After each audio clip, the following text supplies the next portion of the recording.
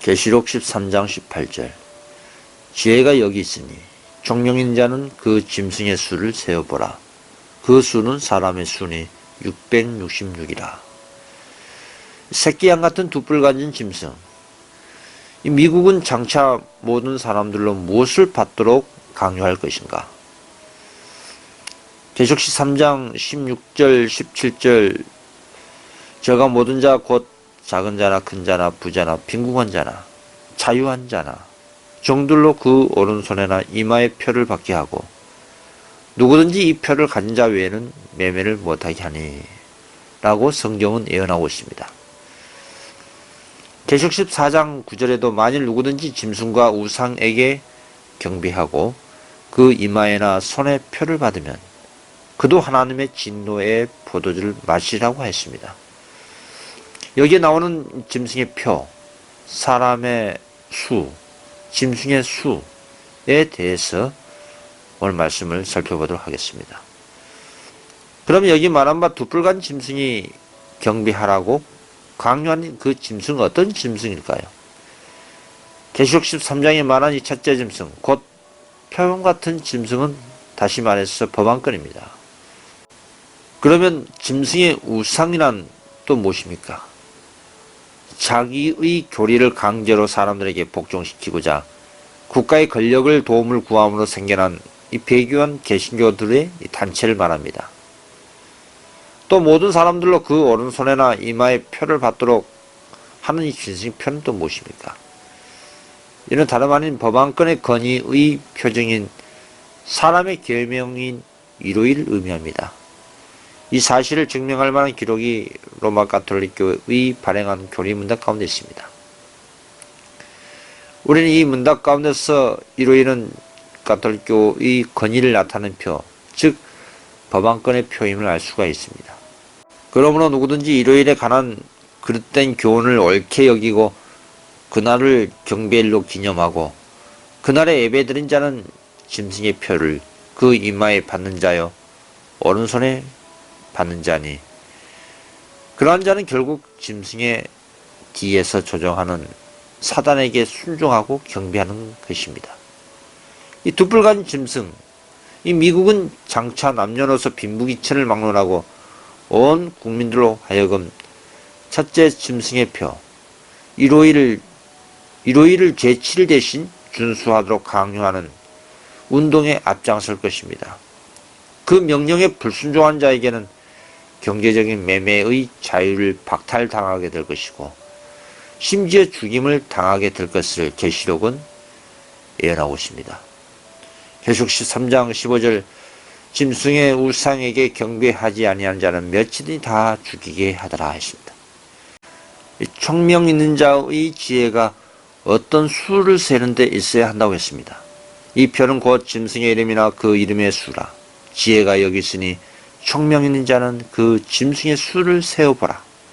그 수는 사람의 수니 666이라 하였습니다. 666이라는 숫자는 성령께서 요한에게 주신 바 이 비밀은 하나님의 지혜를 가진 사람들은 깨달아 알 수가 있습니다. 666이라는 이 숫자로 보여주신 것은 그중 6이라는 수는 하나만 있어도 그 당시 유대인들이 그것은 불행한 수로 여겼습니다. 7은 완전수로 여기고 8은 승리수로 여겼습니다. 만일 어떤 수든지 3중으로 연속적으로 표기되어 있으면 그것은 영원성을 의미하는 것을 여겼습니다. 그러니까 6이 3개면 영원한 불행을 의미하고 7이 3개면 영원한 완전히로 생각하고 했습니다. 특히 6은 사람이 창조된 날짜입니다. 6째 날에 사람이 창조했습니다. 그래서 고대 사람들은 사람이 창조된 날 6을 신성하게 여기고 사람을 우상시하였습니다.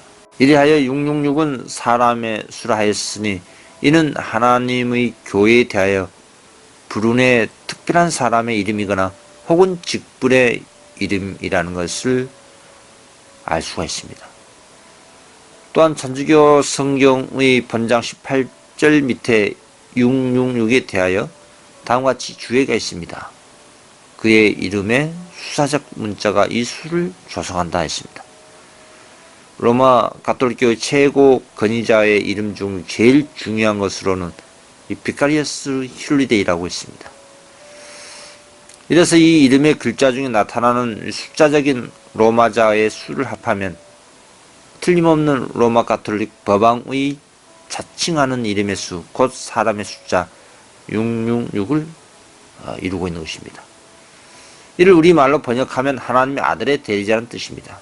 이 칭호는 과거 법왕들도 그렇게 승인하고 그 칭호를 사용하십니다.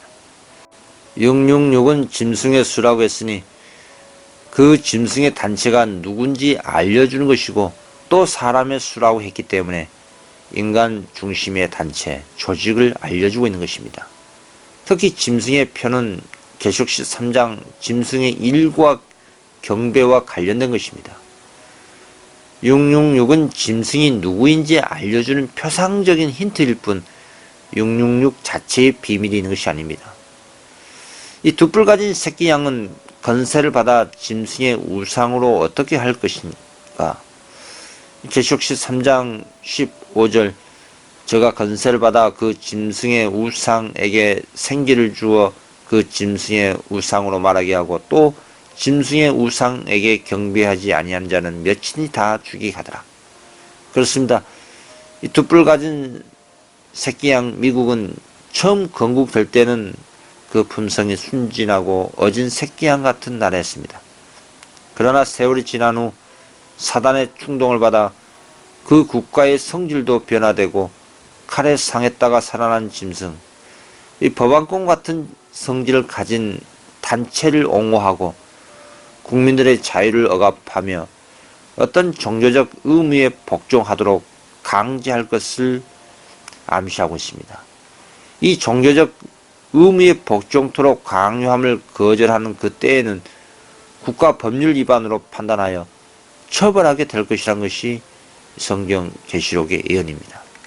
제7일과 일요일, 하나님의 인과 짐승의 표, 이 두 가지는 전 세계 인류를 하나님 편과 사단의 편을 구별해 놓는 두 큰 기호가 되는 것입니다. 하나님의 심판은 하나님의 법으로 판단하는 시금석입니다. 여기에 우리 영원한 운명의 분기점이 있음을 알아야 합니다. 열왕기상 18장 21절 엘리야가 모든 백성에게 가까이 나가 이르되 너희는 어느 때까지 두 사이에서 머뭇머뭇하려니요. 여호와가 만일 하나님이면 그를 쫓고 바알이 만일 하나님이면 그를 쫓을지라 하니 백성이 한 말도 대답지 아니하니지라. 그렇습니다. 하나님의 백성은 하나님의 법에 순종할 것이고 이 세상의 대다수는 사단의 편에 있기 때문에 결국 인간이 만든 계명을 순종하게 될 것입니다. 로마 교황은 안식일을 7째 날에서 첫째 날로 변경시켰습니다.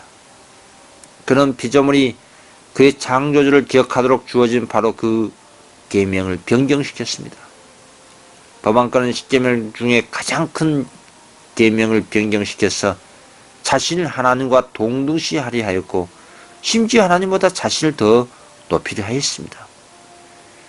그리스도는 변함이 없으십니다.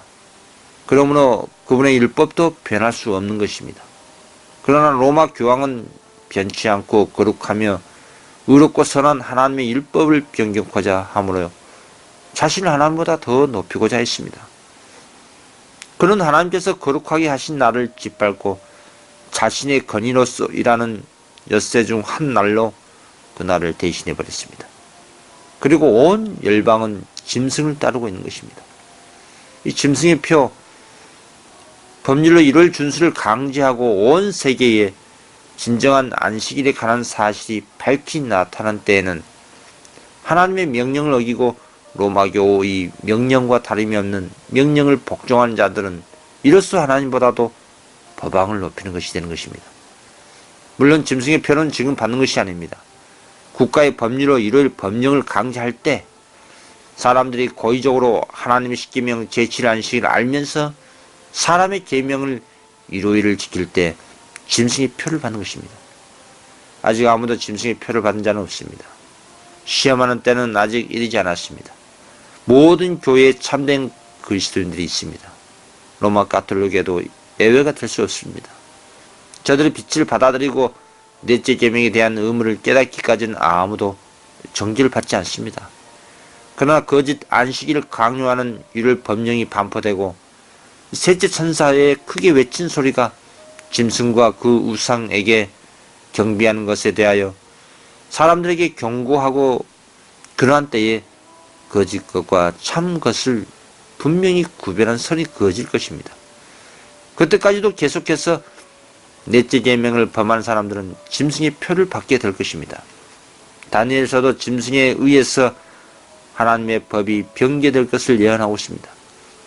그가 장차 말로 지극히 높으신 자를 대적하며 또 지극히 높으신 자의 성도를 괴롭게 할 것이며 그가 또 때와 법을 변개코자 할 것이라고 했습니다. 그렇습니다. 이런 사람들은 로마교에 복종하고 로마교가 지정한 제도를 강제로 시행하는 건세에 복종한 자들입니다.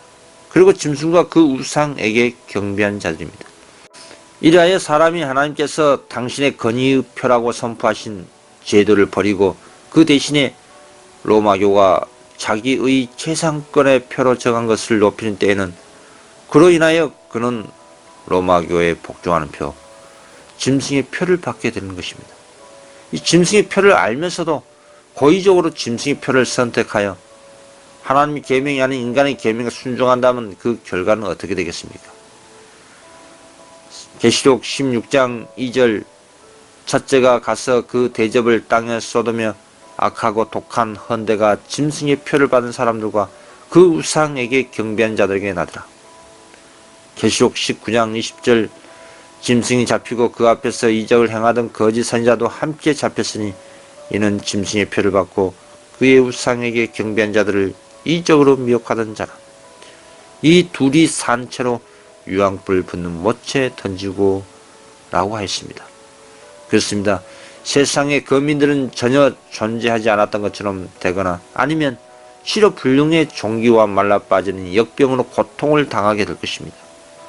그리하여 그들은 구원을 받지 못하고 마침내는 그것으로 인해서 영원한 멸망을 당하고 말 것입니다. 그래서 이제 문제는 극히 명백하여져서 하나님의 계명을 순종하느냐 사람의 계명을 순종하느냐 하는 그 어느 한편으로 분명한 태도를 결정하지 아니하면 안 될 것입니다.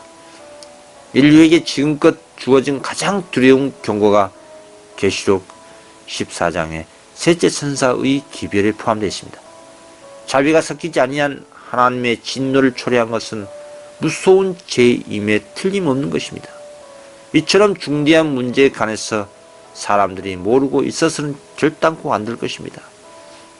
이 죄악에 관한 경고는 하나님의 심판이 이르기 전에 반드시 온 세계에 전파되어 모든 사람들이 어찌하여 저희가 형벌을 받아야 하는지 또 어찌하면 그것을 피할 수 있는지 오늘날 속히 사람들은 깨달아 알아야 할 것입니다. 감사합니다.